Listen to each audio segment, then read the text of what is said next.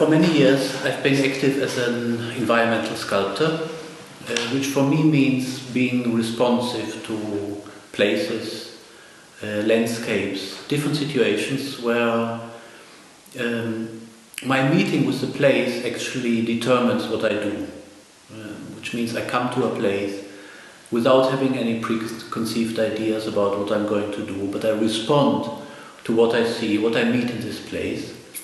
And I've been doing this for many years, and more I started to do this not on my own, but to do this together with people, which is a very fascinating thing, because it means entering into a conversation not only with a place, with landscape and with nature, but entering it together with people into a conversation with each other and with the place. Mm-hmm. And this led me eventually to start studying for a PhD, which I'm now in the second year at Oxford Brookes University, where there is a department for social sculpture, and my research project is to do with landscape study, landscape development, and doing this together with people and researching how such a work can have a beneficial effect and a transformative effect, both on the individual and on the group or the community which is involved in such a work.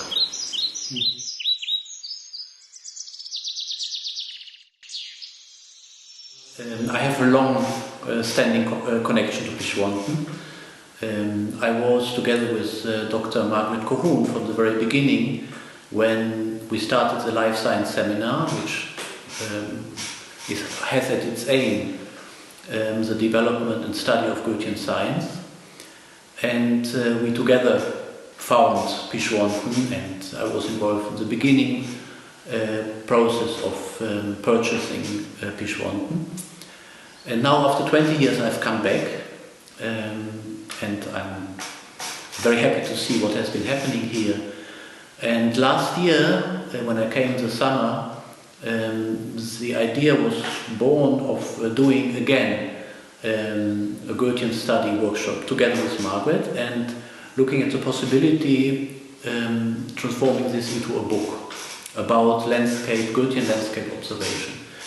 So this is what we're doing now. We are a small group, we are 4 people, all of whom have a background in Goethean science, and we chose a particular place here in Pishwanton, which we are studying using the methods which over the years both Margaret and myself have developed. And the aim is to take this further beyond the mere observation and assessment of the place as it is today into redesigning the place, adding to the place, finding what the place is asking for, and developing some at least initial ideas of transforming the place. Mm-hmm. Well, Goethean science, what is special about Goethean science is that it involves the whole human being. So it's a different kind of science. It's a science which easily moves into art, even into religion. It employs different modes of observation and creation or creativity. So, for instance, we use our body as an organ of perception. Through walking, we try to sense different aspects of the place. We use all our senses. We use artistic means like drawing, sketching, both with charcoal and color and different other materials. So we become active. We are not only perceiving, we are not only receiving information from the place, but we are trying to experience the place also through doing, through being active in the place, through using our body, using creative activities. So this is a very different kind of science, if you like, a more connective science, a more creative science.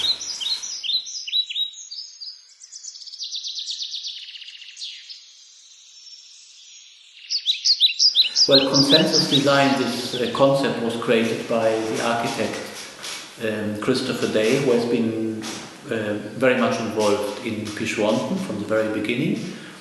All the buildings which are here in Pishwanton were designed by Christopher Day, and they were designed in a process which follows the principles of consensus design. What does it mean? This means more or less what we are doing now in this little workshop, only applied now to architecture, in the case of Christopher Day.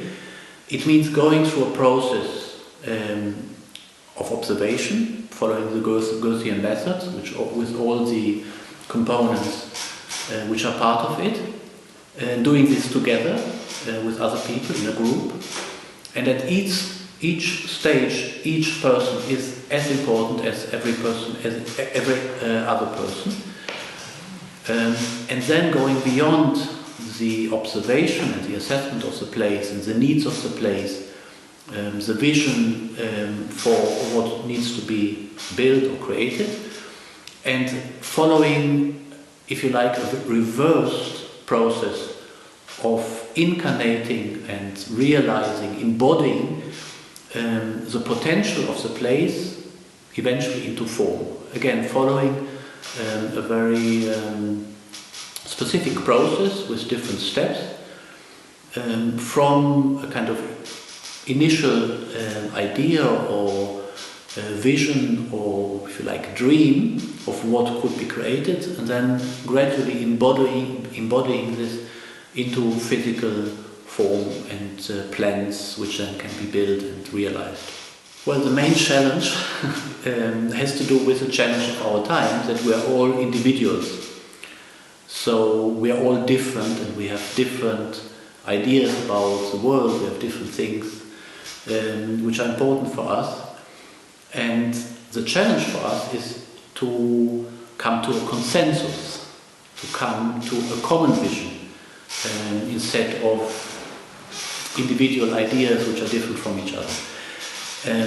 But for this difficult challenge, this process which we developed is a great help, because it brings, if you like, a kind of objectivity, a kind of common thread, which is developed step after step, so that every person, each participant can follow and agree. And my experience is that it is possible, it is enjoyable, and it creates also a sense of community, of doing this together. And this is, on the one side, a big challenge, but it also has a great potential, which is especially needed in our times of individualism, of conflicting ideas and opinions. So this is why I feel working in this way has potential for social transformation. Well, I have to say that this is my goal, this is my aim, to bring this also into this very challenging and very difficult political and social situation of Israel, where I live. But I have to confess that I'm only just in the beginning. I have some experience of working with mixed groups. It means groups with participants from different ethnic and religious backgrounds. But I'm still in the beginning. I can see that it's possible, but I also have the feeling it's still a long way to go.